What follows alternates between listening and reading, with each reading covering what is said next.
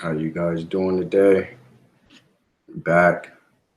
I'm so happy to be back. I'm eager to be back teaching and be back with you guys. So been doing a bit of traveling. That's why I haven't been on.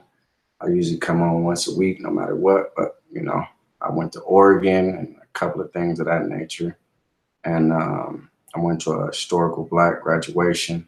Um, my cousin, he graduated from Oregon, and I want to just congratulate him.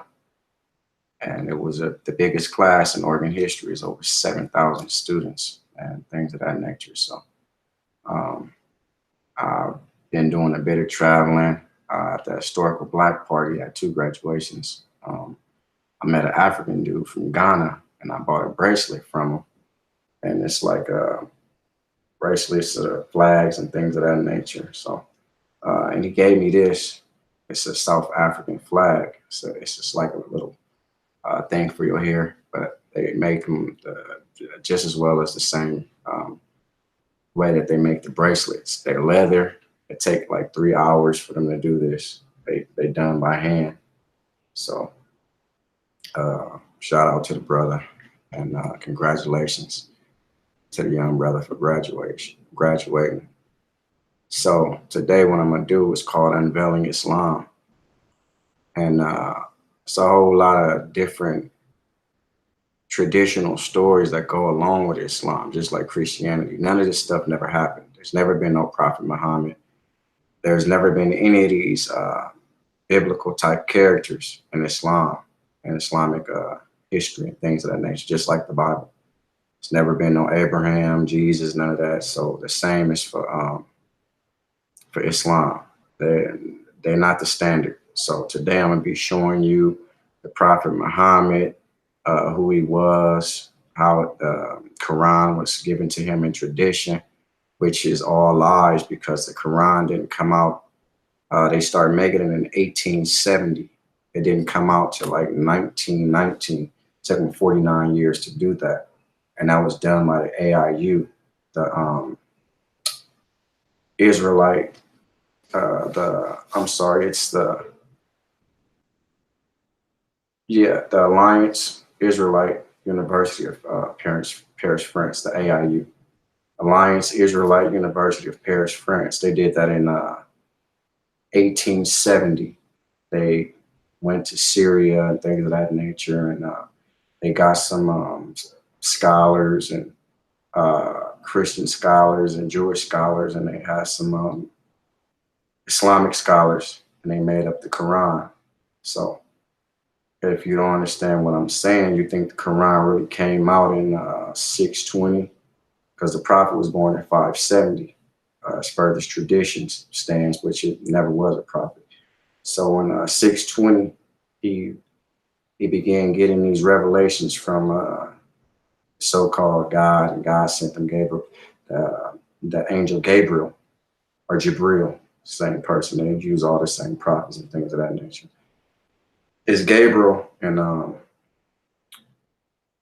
Christianity. It's Jibril in Islam. So he started giving them these revelations straight from God. It was an angel. But when you go research and see who Jibril was, it's just a baby bird. It's nothing but a little bird. So the prophet, he was illiterate, couldn't read or write.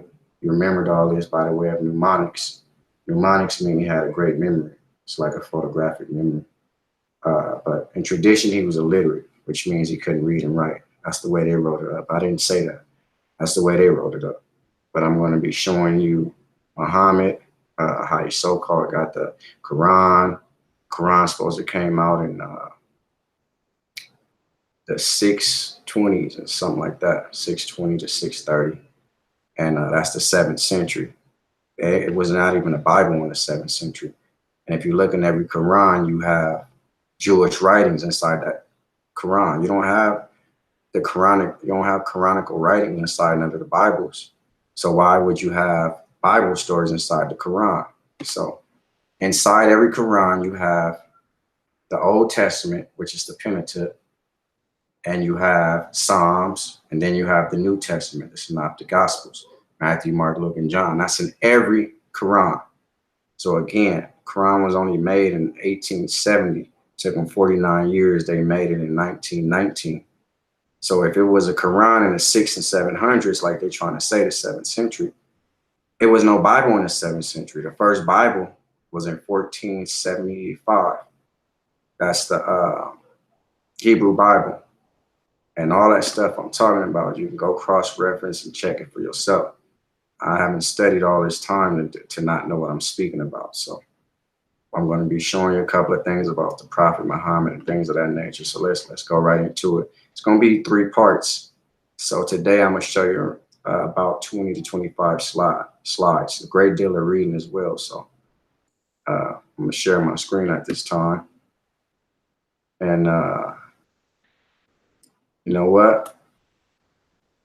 I want to thank the ancestors. Again, I cannot speak without them granting me the power to do so. So they was before me, and they allowed somebody like me to have a platform to speak about our ancestors. So I want to give my thanks and take my hat off to Dr. Yosef Ben Yaakman, Dr. John Henry Clark, Ivan Van Sertima, Sheikh Anta Diop, Malcolm X, and my father teacher, Walter Williams.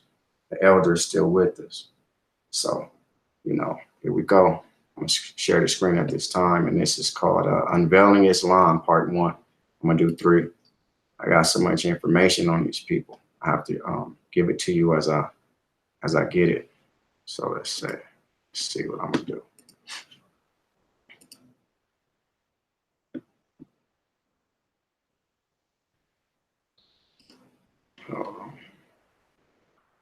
How do been so long, huh?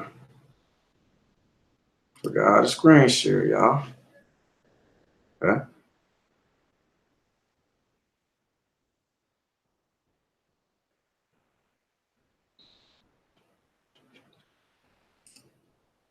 All right, there it go. A little rusty. Just start doing this, so let's get busy. This is the Prophet Muhammad. There's no pictorial of this person anywhere on the planet, but this is some type of depiction someone put together. He's a faceless person, which lets you know he's not a human being. And it goes further than that. It said he rode out on a horse named Barak, and he went to heaven with the same angel Gabriel, Jibril. And he flew and he came back down. He flew down, he came back to earth, all this nonsense. So we're going to get to the bottom of this. I'm going to show you the Prophet Muhammad. I'm going to show you where they stole his life from in these particular slides today. So again, I like to deal in facts. This is a quote from Walter Williams. Facts, which are stronger than arguments, more profound than reasoning, more dependable than opinion, silences disputes, supersedes predictions, and facts always in the arguments, if you know the facts. Or if you're talking to a fool, they're not going to let you, they don't respect the facts. The only person that know everything on the planet is a fool.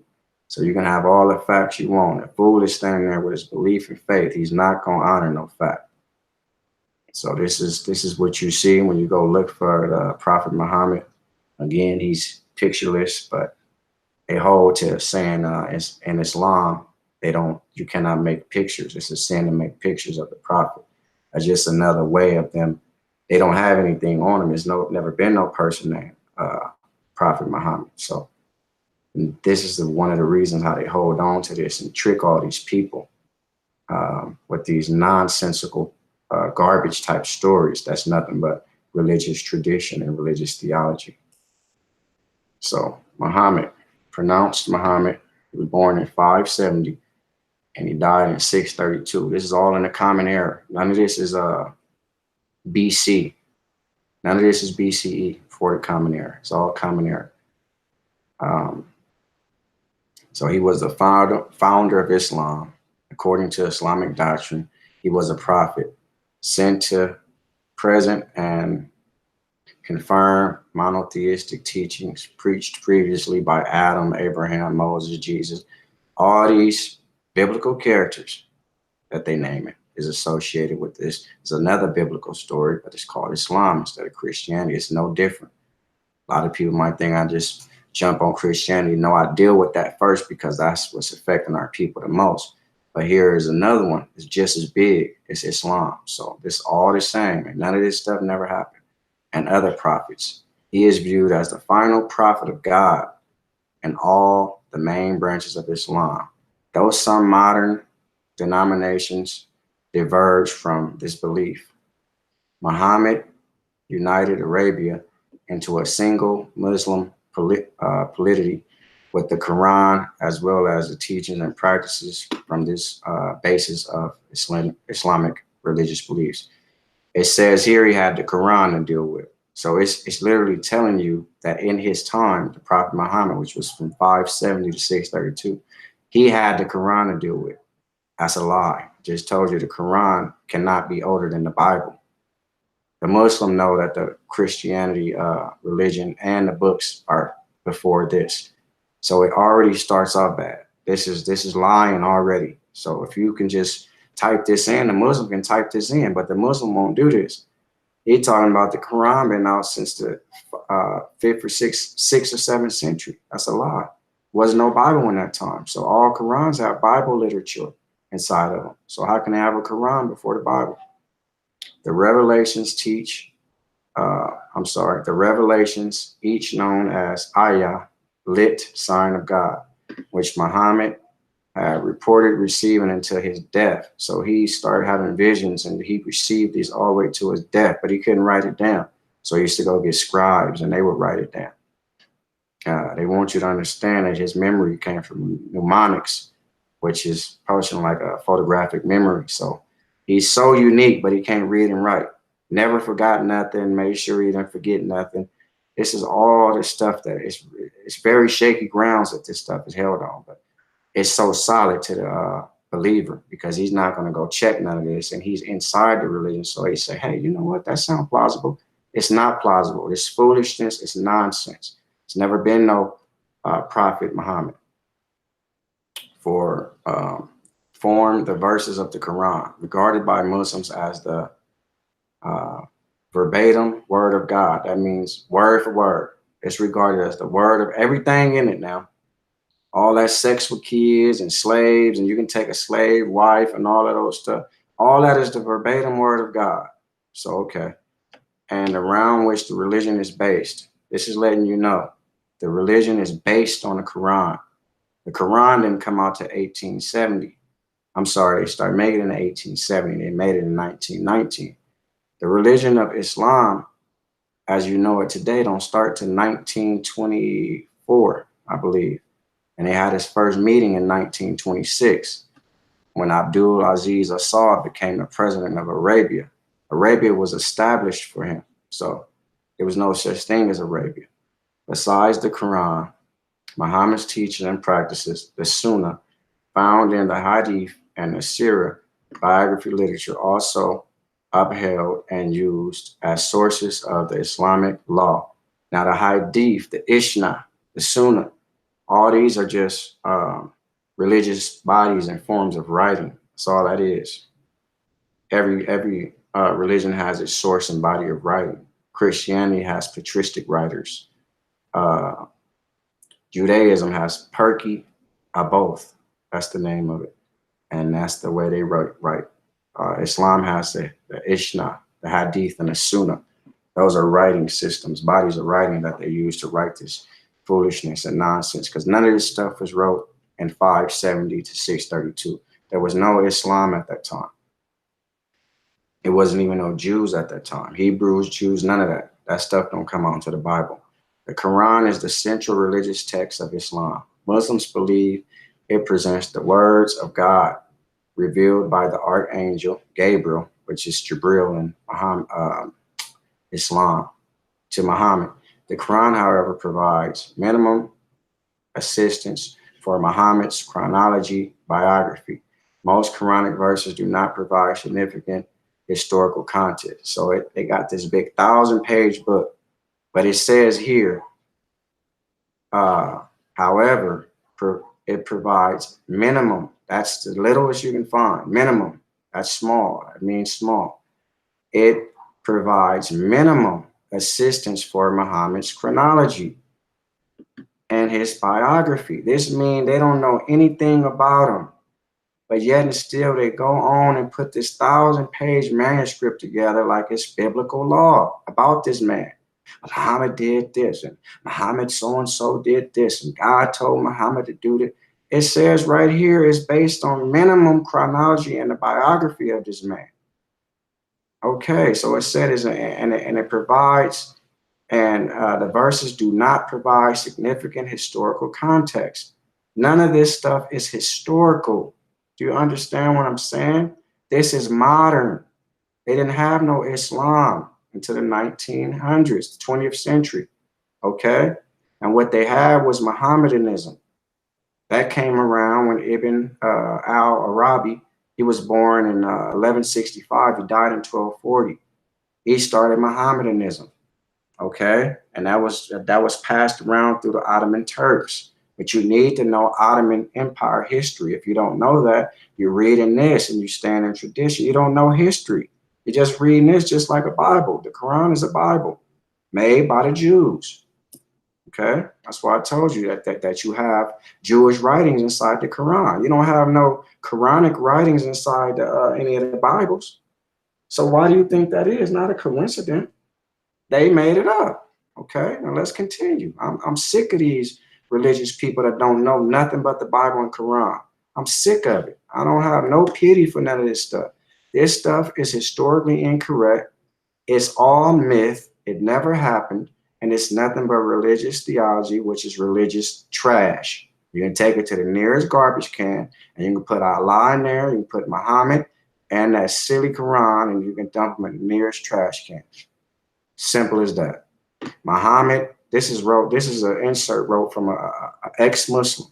Listen to what he said about Muhammad. This is inside their own traditional religion now. Muhammad is a narcissist, a pedophile. Listen to this stuff. A mass murderer, a terrorist, a misogynist, a leecher, a cult leader, a madman, a rapist, a torturer, an assassin, and a looter. Former Muslim Ali Sanaa, this is who wrote this, and he offered $50,000 to anyone who can prove otherwise based on Islamic texts. The reward has gone unclaimed. So all you Muslims so devout and you know everything about this Prophet Muhammad, you got 50,000. If you go look up a gentleman named Ali Sanaa, he has $50,000 on the table if you can prove that Muhammad is none of this stuff. He don't rape people. He's not a sexual pedophile. He don't order murders. He don't loot. He don't steal. He don't put women down. If you can prove he don't do none of this, according to Islamic literature, what he's saying is a Islamic text. He's talking about the biography of his life. He's talking about the Quran. He's talking about any stories that you ever heard about this Prophet Muhammad, the way it's written in Islamic tradition and text. Then you have $50,000 if you can prove him otherwise. Not with your belief, with the text that say, hey, he didn't live like that. This is how he lived. Nice, noble man, didn't do any of this stuff, didn't order this and that and third. But inside of the Islamic text, the literature, it says he does all this stuff that I just read. So, I mean, let's stop carrying on. Let's just really stop. There's a lot of Muslims out there that do not have money like the Arabic people or the Turkish people, any of these rich people. So it's plenty of black and it's regular European. It's a lot of different Islamic people because Islam to them just means submission to God. So it's people that don't have 50,000. If you want 50,000, go prove them wrong with the Bible. I mean, with the Bible, same thing, Quran, and with religious Islamic text, and you'll have yourself $50,000. You'll be a fool not to take it if you can prove otherwise. But guess what? Let me go back. It says right here, the reward has gone unclaimed. So you're not going to be nobody that can, how they say, reinvent the wheel. You're not going to use the Bible, the Islamic Quran is the Bible, and prove him otherwise. Because inside of there, all this stuff that is written on here, torture, rape, all that, that's associated with this character's image, his imagery. And that's in his biography. All this stuff is what he do. So I'm not playing with no Muslim or no Christian person, no Baptist, none of this stuff. This stuff needs to go to the nearest dumpster. Okay. Now I'm gonna give you a bit more information on the Prophet Muhammad. That's what this is really going to be. A lot of reading as I explained to you how they set up this lie. This whole Islam is based on a lie. But you have to remember, Islam is the least original of the three religions. So what they had to do was borrow from Christianity and Judaism just to put this crap together. And the reason that they had to put the uh, biblical Jewish writings inside the Quran was they wanted to get Abraham in there. Abraham links all these people together. So that's why they made that up in 1870, the AIU. Now, born approximately 570 of the Common Era, year of the elephant, in the Arabian city of Mecca, it was known Mecca, it was called Makoraba. Okay. Muhammad was orphan. He was an orphan. So he was orphaned at the age of 6. He was raised under the care of his paternal grandfather, Abdul al-Muttalib, and upon his death by his uncle, Abu Talib. So when his grandfather died, his uncle started taking care of him. In his later years, he would periodically seclude himself in a mountain cave named Haria for several nights of prayer. When he was 40, Muhammad Muhammad reported being visited by Gabriel. This is Jibril. I told you he's nothing but a bird. If you go see what Jibril is, or Gabriel, however you want to pronounce it, you will find out it's nothing but a bird. Have you ever seen a bird teach anybody anything? So I mean, come on, let's continue. In the cave, and receiving his first revelation from God. 3 years later, in 610, Muhammad started preaching the revelations publicly, proclaiming that God is one, that complete submission, that means Islam, to God is the right way of life, and that he has a prophet and messenger of God similar to other prophets in Islam. Okay. The followers of Muhammad were initially few in numbers and experienced hostility from these are Meccans. So these are Meccan people. So Meccan polytheists, these are people that worshiped more than one God. That's what everybody was intentionally doing. It was worshiping many different gods. So when this come around, they supposed to act like, oh man, now we have a monotheistic religion, because the Muslim don't even see Christianity as that, even though they believe in Christianity, Judaism, and Islam. So they're the most confused people in the world, and they're the most hostile because they don't have anything to hold on to, but they'll kill you if you disrespect this stuff. So admittedly, this is dangerous, the stuff that I do, but I'm not worried about that because, I mean, this stuff needs to be exposed, and that's what I'm doing. So, I mean, I'm not worried about any of that stuff. I know it just never made sense. He sent some of his followers to Abyssinia. This is Ethiopia. This is the original name of Ethiopia. And in 615, now I'm going to show you something that nobody went to Abyssinia in 615. I'm going to prove that to you to shield them from prosecution. Before he and his followers migrated from Mecca to Medina, then known as Yathrib, and Mecca was called Makoraba. It was never known Mecca in 622. The event, the Hijriya, marks the beginning of the Islamic calendar, also known as the Hijriya calendar.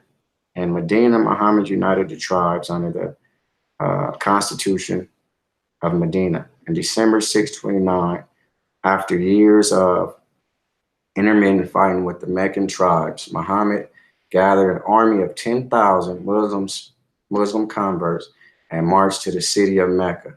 The conquest, largely uncontested, and Muhammad seized the city with little bloodshed. They're trying to minimize it because what he did, he gathered all the Muslims up and went over there and murdered people. And he was doing it under saying, hey, this is what God wanted. So again, I told you, they are violent people. You don't find anybody more violent than Arab, except for the European. So people be saying, my brother, hey, the Arab man, he's this and that. No, he's not. The Arab is an Indo-European, Indian and European mixed. That's why I made the statement here when it says in 615 he sent some of his followers to Abyssinia so they didn't get killed. That's false. Europeans never went into Ethiopia. They was being in and out of Egypt, but they never went into Ethiopia until the 20th century. I'm sorry, either the 19th or 20th century. So the 1800s to the 1900s. That's when the first European ever went into there. Alexander the Greek, nobody never penetrated that far south. They didn't go that far. They went in Egypt and things of that nature, and they stayed there. They didn't penetrate as far as Ethiopia. No European did until the 19th to 20th century. So in 632, a few months later, returning from the farewell pilgrimage, he fell ill and died. By the time of his death, most of Arabian Peninsula had converted to Islam. This is a lie. There was no Islam, and he died in 632. There was no Islam in 632. That's the 7th century. You didn't have Jews yet. So you have to have, in traditional thinking and teaching, you have to have Christianity and Judaism before you get Islam.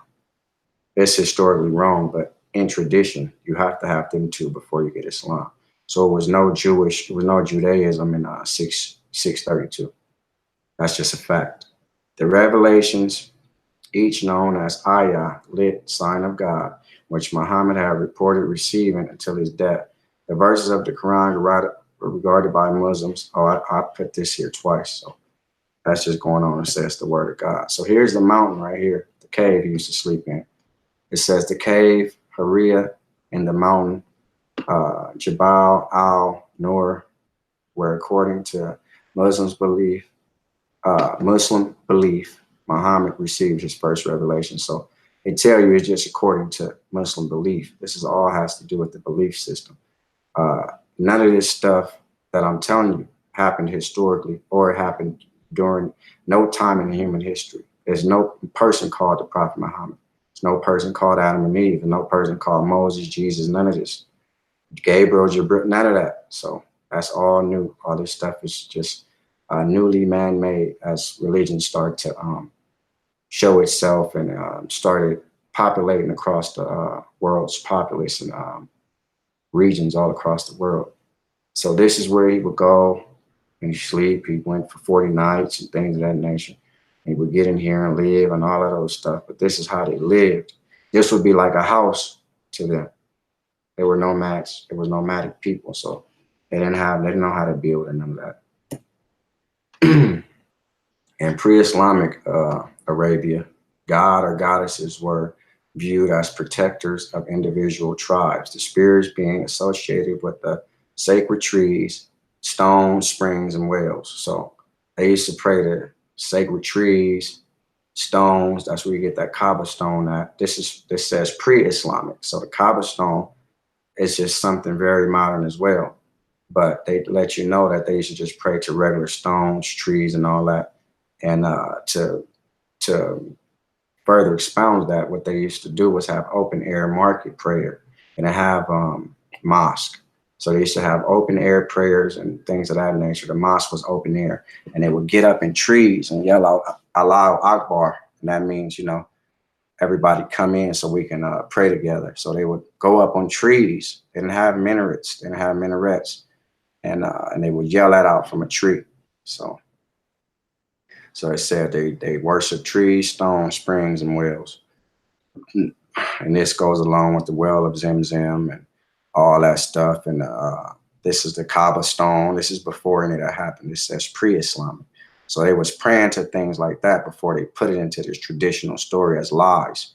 So people was praying to this. Well, no Muhammad, none of that. Allah, all that weird stuff. They was praying to stuff like this. And then they said, you know what? Since that was already going on, we might as well lie and say it was a Kaaba stone. We might as well lie like they've been having these high minarets and having these Kaaba buildings and things like that. It was none of that. That just goes along with the tradition, as well as being the site of an annual pilgrimage. The Kaaba shrine in Mecca housed 360 idols of tribal pardon deities. So it's 360 idols in there, one per day, basically.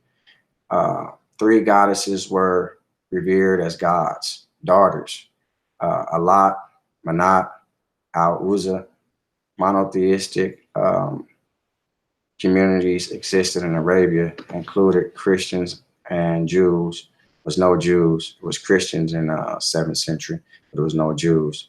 Hanifs, native pre-Islamic. Little is known of Muhammad during his later youth. Available information is fragmented, making it difficult to separate history from legend. So again, I have to let you see what this is saying. They give you truth, but they act like this stuff is based on something that they can knowledgeably speak about and historically speak about. None of this stuff happened historically. It's never been no Gabriel. It's never been no Moses. Never been no Adam. So uh, little is known of Muhammad during his later youth. You don't even know what happened to him in his later youth. You don't know what happened to him as a child. They don't know nothing about him, but they go on and expound all these lies and just put it together. It's telling you here they didn't know nothing about him. It is known that he became a merchant. See, now all this is called, when the Ishnah and the Hadith and Sunnah come in, the writings. This is called like patristic writing in Christianity. This is traditional. All this start coming along with the story. So he was known as a merchant. He worked for his uncle and all that old stuff. He was involved in trade between the Indian Ocean and the Mediterranean Sea. Due to his upright character, he acquired the nickname Al-Amin, meaning faithful and trustworthy, and Al-Sadiq, meaning truthful. He was sought out as an important arbitrator. His reputation attached a proposal. His reputation attracted a proposal in 595 from Khadijah. This was his first wife, a 40-year-old widow. Muhammad consented to the marriage, which by all accounts was a happy one.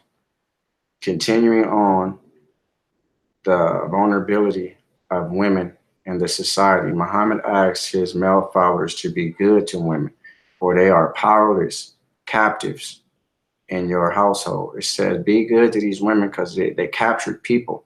They slaves, they people we just stole and they in your household. So he would act like he would say, hey, treat them good, when he didn't do that. So you took them in God's trust and legitimated your sexual relationships with the word of God. So come to your senses, people, and hear my words. He told them that they were entitled to discipline their wives and beat your wives, and this is in the Quran, the surah, but should do so with kindness. So he said, God said you can beat them, but you have to beat them with love. So after I beat your ass, excuse my language, I love you. And I only beat your ass, again, excuse me, because I love you. And I'm doing that out of kindness because Allah told me to do that. Foolishness. He told them that they were entitled to discipline their wives, but should do it with kindness. Okay. He addressed the issue of inheritance by forbidding false claims of paternity or of client relationship to the deceased, and forbid his followers to leave their wealth to a testamentary heir. He also upheld the sacredness of 4 lunar months in each year. So this is Gabriel. This is the angel Gabriel. What they did was put him in a human form. And this is just a bird. So he takes on this look as an angel because they want to make you have some semblance that it was really some type of angels that come out of the sky and come down and deal with people. This is how all this stories goes. It's nothing historical that you can trace back. You cannot say an angel was here and prove that. So this is how they did it. They put wings on him and let you think that was a man type of angel, but Gabriel is just a little baby bird if you look it up. Okay. Death tomb. A few months after the farewell pilgrim, Muhammad fell ill, suffered for several days with fever, head pain, and weakness. He died on Monday the 8th, June 32. Just put dates together when none of this ever happened. In Medina at the age of 62 or 63. Okay. They got all this for certain, but so why would you say 62 or 63? You know, it was more than 570. So, I mean, at age of 62 or 60, like they're guessing. That's what I'm trying to tell you. But you know, so it's a certain, you know, which month he was born and all of those stuff. Come on, man, this stuff it never happened. And the house of his wife, Aisha. Okay. Now, Aisha, I'm going to show you something real uh, hard about this marriage with Aisha. It's sad too, but they still hold on and try to justify this nastiness. With his head resting on Aisha's lap, he asked her to dispose of his last worldly goods, even coins. Then spoke his final words, "Oh Allah," and all of those stuff. So it said, "Extended friend, highest friend, the uppermost, highest friend in heaven." That's what he said before he died. According to Encyclopedia of Islam, Muhammad's death may be presumed to have been caused by Medina fever, uh, exacerbated by physical and mental fatigue. Okay. Academics rest highly Maz and Faith Harpic is say that I don't know. This is almost, I think this is Arabic. Is referring to God.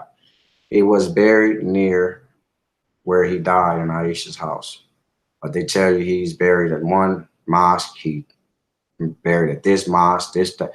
But this he said he died at her house. Okay, during the reign of this Caliph Al-Wahad, Al-Walad, whatever his name is. Okay, the mosque of the Prophet was expanded and included the site of Muhammad's tomb, the Green Dome. So this saying he's in the Green Dome and all of those stuff. So let's see. Among the tombs adjacent to that of Muhammad are those of companions, Sahaba, the first two Muslim caliphs, Abu Bakr, another person that they stole, and it's not historical, but they got this from the life of Ibn al-Arabi, and Umar, and an empty Muslim belief awaits Jesus. Let's see. Oh, empty tomb that awaits Jesus, I guess.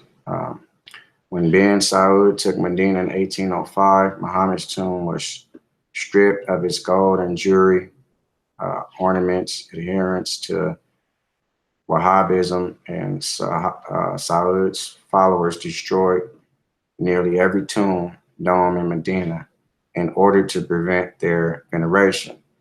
And the one of Muhammad is said to have narrowly escaped. Similar events took place in 1925 when the Saud militants retook and this time managed to keep the city in the Wahhab interpretation of Islam. Burials to take place in unmarked graves. Although frowned upon, Said's many pilgrims continued to practice a ziyarat, a ritual visit to the tomb. Okay. Now this shows you the angel Gabriel and Muhammad. This is supposed to be a depiction of when he was in that mountain, and he would come to him and things of that nature. So it never happened, but this is just a portrait expression of somebody. This is what happened. Muhammad began to pray in a cave named Hira or Mount Jabal al-Nur near Mecca for several weeks every year. Islamic tradition holds that during one of his visits to that cave in year 610, angel Gabriel appeared to him and commanded Muhammad to receive verses that would be included in the Quran. Consistency exists that the first Quranic words revealed were the beginning of the Surah 96:1. Muhammad was deeply stressed upon receiving his first revelation.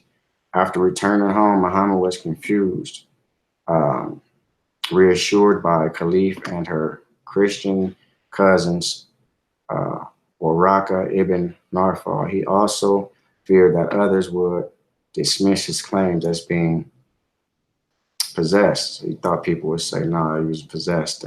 Nobody spiritually visited you that was upright like Gabriel or Jibril. Shi'i tradition states Muhammad was not surprised or frightened at Gabriel's appearance.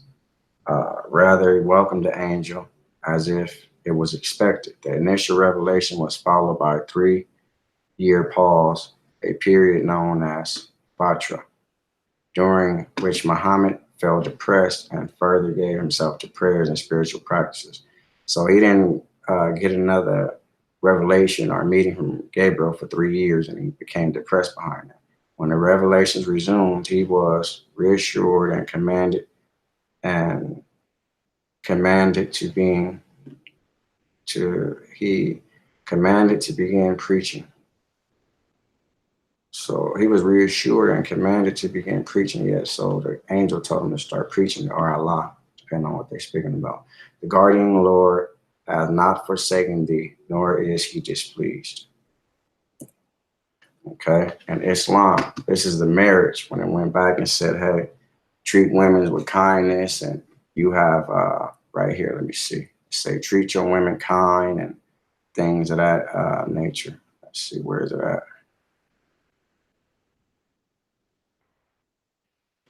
Yeah, right here. So you have um, legitimate or sexual relationships. This is saying about the marriage. So this word was meaning that in Islam, Amar in Arabic, in Persian and Turkish. So mir or mahir, also translated mir, whatever the case may be, is a mandatory payment in the form of money or possessions paid by the groom to the bride at the time of marriage. Okay, that legally becomes her property. Okay, while this mahir is often money, it can also be anything agreed upon by the bride, such as jewelry, homes, goods, fortune, dwelling, or some land. Mar is typically specified in the marriage contract signed during Islamic marriage. So he was saying you made it legalized your sexual marriage type thing, and they would do some payments and all that too as well, and different practices and traditions. So this is what this is saying. It literally means a pleasure marriage. This is nikah mutah. It's Arabic. And they have another one. That's what this is called. This is called the mir payam. This is a pleasure marriage. So a private and verbal temporary marriage contract is practiced in 12 Sharia Islam, which the duration of the marriage and the mar must be specified and agreed upon in advance. It is private. It is a private contract made in a verbal or written format, a declaration of the intent to marry and acceptance of the term. The terms are required as other forms of marriage in Islam. So it goes right back to Mar. You can have a sexual one, the nikah matah, and then you still have to honor this Mar. You have to pay him whatever you and her agreed upon, bride and groom, for that marriage. Now, this is what I told you about Aisha. It tells you that the Prophet Muhammad died in Aisha lap. That was his wife. So this is Aisha. Abu Bakr, it was one of his best friends who gave him their own daughter to marry. He was born 613 to 614 is a common error. They don't know because it never happened, but in tradition. Mecca, Hijaz, Arabia. She died in 678, okay? Or 678, yeah. Okay, in Ramadan. So she was 64 when she died. Rest in place, it just tell you where she died at. Other names, mother, believer, spouse, Muhammad, 620 until he died. Okay, her father was Abu Bakr.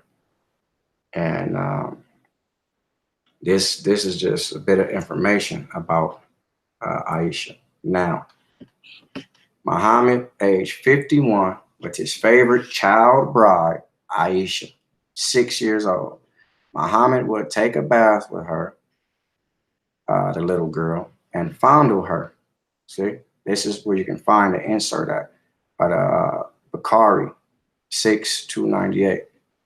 Muhammad deflowered pre-pubescent Aisha when he was 54 and she was 9. So this consummated the marriage or whatever the case may be.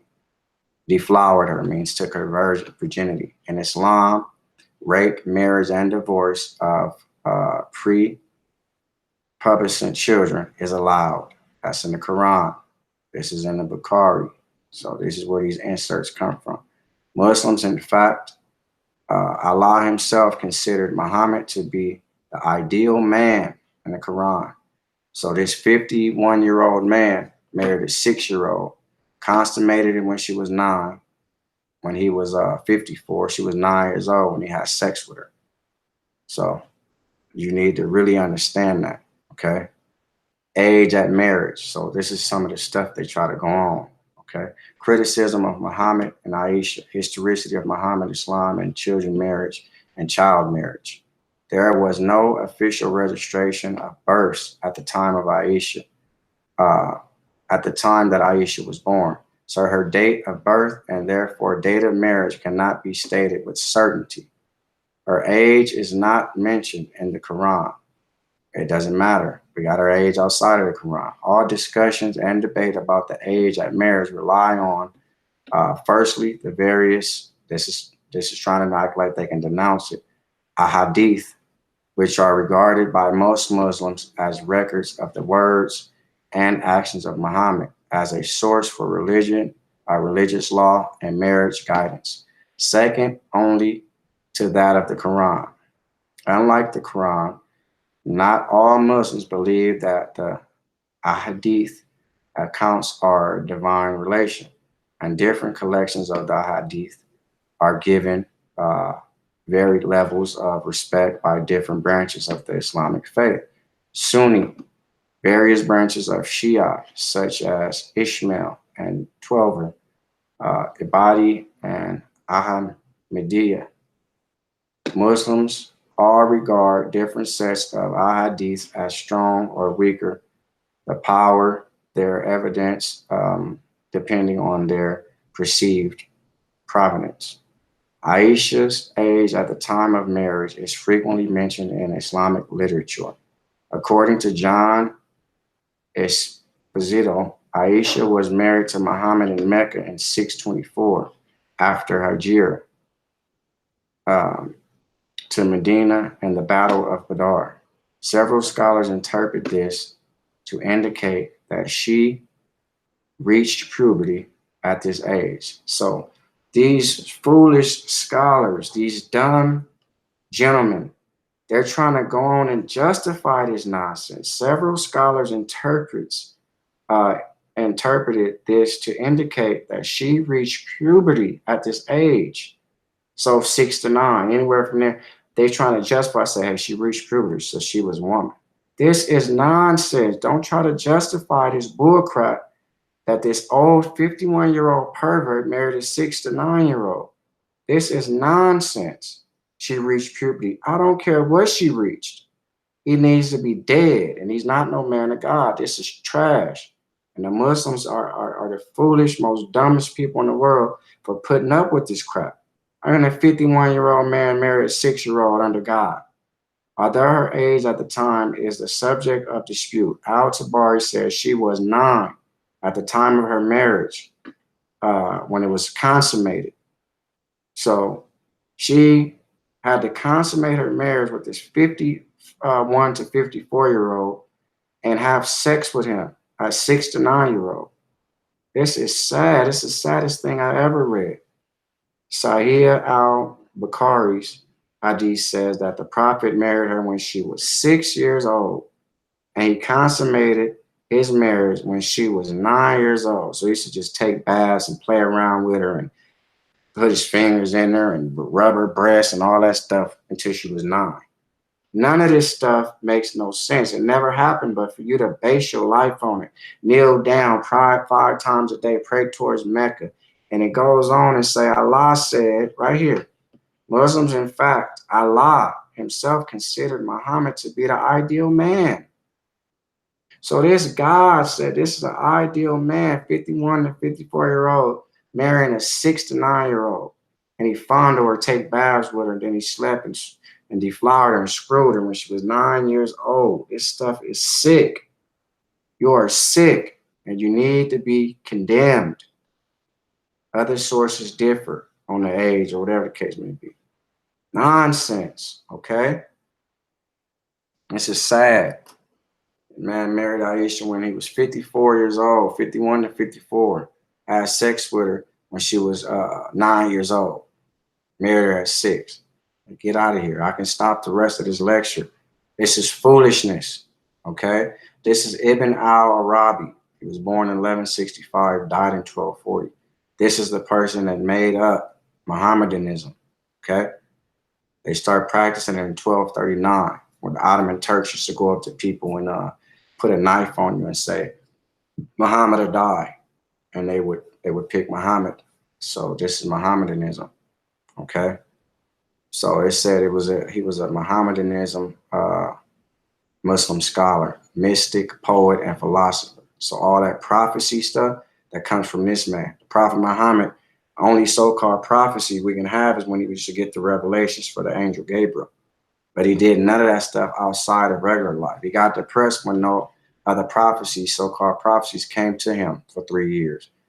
So the angel Gabriel didn't come to him in 3 years. He got depressed. He didn't possess this type of mystic power and his prophetic power, but this gentleman did. So they took the life from this gentleman and they made it up to Muhammad, because this dude, Ibn al-Arabi, his alias was Muhammad. That's very important, okay? He got over 800 works. 100 of them survived and all that type of stuff. So this is the person that the life of Muhammad, they took it and made up the Prophet Muhammad, and they made him the Prophet Muhammad. So the Prophet Muhammad life is based on this guy's reality. So he met 2 women, saints who had a strong influence on him. Yasamina of Markinia and Fatima, okay? Fatima is a prominent name in the Prophet Muhammad. I think that was mother-in-law or something like that, of Cordova. So Yasmin observed in his spiritual activities and communications as he was among the greatest, She had a strong and pure heart, a noble spiritual power, and fine discrimination. She would often reveal something of it to me as she knew of my own attainment, which pleased me. So this is him going into Sufism in the family. Was none of this out, okay? He created Mohammedanism. His family, in addition, his cultural connection as marked by religious tendencies. 2 of his mother's brothers were Sufis, Abu Muslims, whatever the case may be, was no Muslims. To spend his entire night standing and praying. Ibn Arabi records that he would beat his legs with sticks when he was tired from standing all night in prayer. So he's speaking about one of the gentlemen that was essential to his learning. His name is Abu Muslim al-Kawani, okay? And he used to see him, witness him just pray. He would pray so long, he would just pray all night long. He would have to hit his legs with sticks because they would go to sleep, I assume. Ibn Arabi states he became Sufi in 1884. They don't state none of this. They put this in here when he was 12. It is stated that Ibn Arabi was invited to a party at the house of a prominent leader in Seville, along with civic leaders. They started having a drink. When it reached Ibn Arabi, he heard a voice saying, "Oh, Muhammad, did we create you for this?" He put the drink down at that party immediately. Outside the house, he met a shepherd. He went with him to the outskirts of the city, exchanged clothes with him, which was full of dust. After advancing around, he arrived at a graveyard and decided to stay in the grave, devoted himself to Zikri Lahai, uh,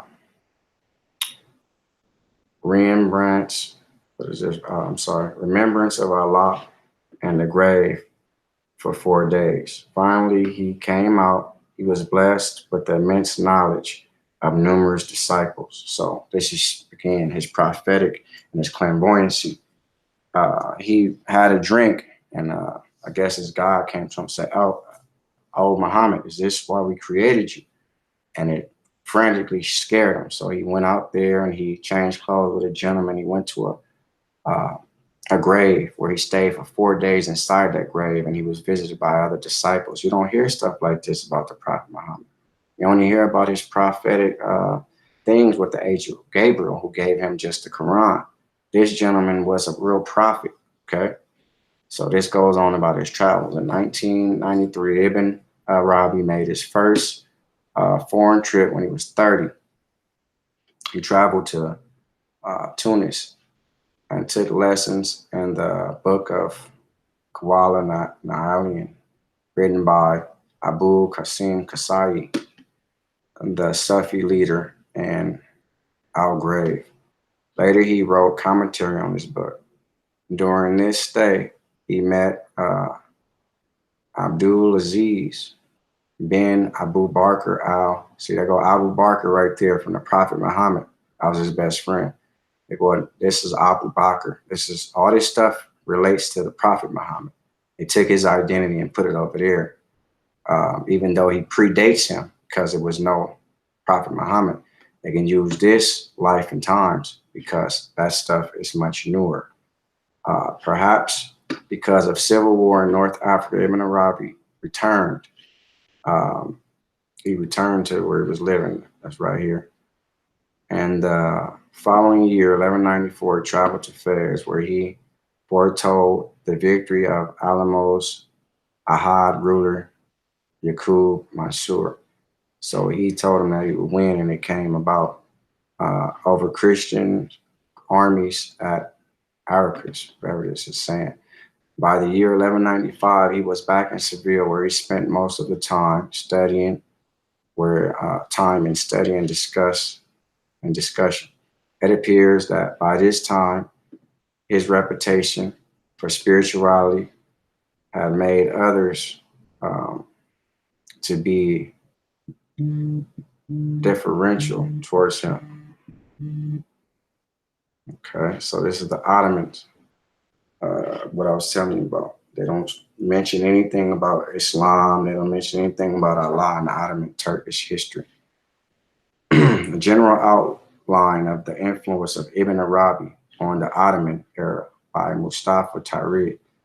This paper reflects the greatest respects accorded to Ibn Arabi by the Ottoman state and includes short descriptions of some 30 people whose writings reflected his influence in the course of 6 centuries. So for 600 years after he died, they practiced Mohammedanism.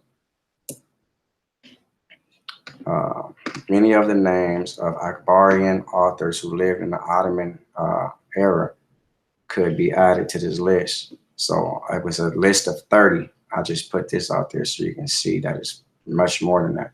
But I've chosen some 30 best known who wrote something directly related to the works of Ibn Arabi. Okay, they never mentioned Prophet Muhammad. They never mentioned Islam, the Ottoman Turks, because it was neither of that. You cannot have bibliography mixed over into human historical history. So it's no mention of that. Just this Arabi, which is alias Muhammad. There were certainly also shaykhs who never wrote anything, but who nevertheless followed the Akbarian doctrine. To consider the influence of Ibn Arabi over 6 centuries is, I believe, virtually the same as considering the history of Sufism and the whole Ottoman era, and that work remains to be done. The researchers of our day, Turkish or otherwise, began studying one person or another or a part of an aspect of the 6 Ottoman centuries. One sees again and again that the intellectual teaching and the spirituality The spiritual personality of Ibn Arabi has been present and alive from the moment he himself passed away into the eternal life, since he had reached immortality whilst still in this world. So in 1239, died in 1240. Uh, that's what I was telling you. They started loving his writings and his teachings. So in 1239, a year before he died, the Ottoman people would go around and say Muhammad had died because he started Mohammedanism. So it's saying from he was still on the planet when he had began pretty much being worshipped and immortal. His immortality lasts forever with the Ottoman Turks 6 centuries later. But it was called Mohammedanism, no Islam. You didn't read nothing about Islam. You didn't hear me read anything about Islam in there. The second, Brother Ben Yagman, who was at one time ruler of the city of Tlemcen, until he met a holy man, Abu Abdul al-Tunisi. Shaykh Abdul Tunisi, Gnostic, used to live on the outskirts of Talisman, or Tlemcen. Okay. One day, Tunis was going into the city, and the ruler happened to pass by with his entourage. Someone told the king, "This man, Abu Abdul, is not, he's an outstanding and divine." The king dismounted from his horse and exchanged pleasantries with Shaikh. The king was dressed in a fine costume. He had Tunisi. Is it lawful? He asked him this. Is it lawful for me to offer salat and these fine clothes I am wearing? The Shaikh laughed. The king asked the reason for his laughter. The Shaikh replied back, I laughed at the feebleness of your intellect, your ignorance, and your spiritual condition. In my eyes, you are like a dog which does not hesitate to sniff around the blood of a carcass and eat it despite its filthiness. So this is what he told this person. And this is what's his name, brother now. This is Al-Arabi's brother. Okay? That's how powerful these people was. That's what, they was looked on as spiritual leaders of all this stuff, the Ottoman Turks. However, he lifts his leg when he urinates, lest any soil touches its body. You are like a vessel which is full of forbidden haram food stuff. You are concerned but your clothing. That the king wept and gave up his kingship and became a disciple of Abdullah. Hold on. Hello? Did Third leave his car here, or he in his car? He left it. The lady is outside to see it. All right.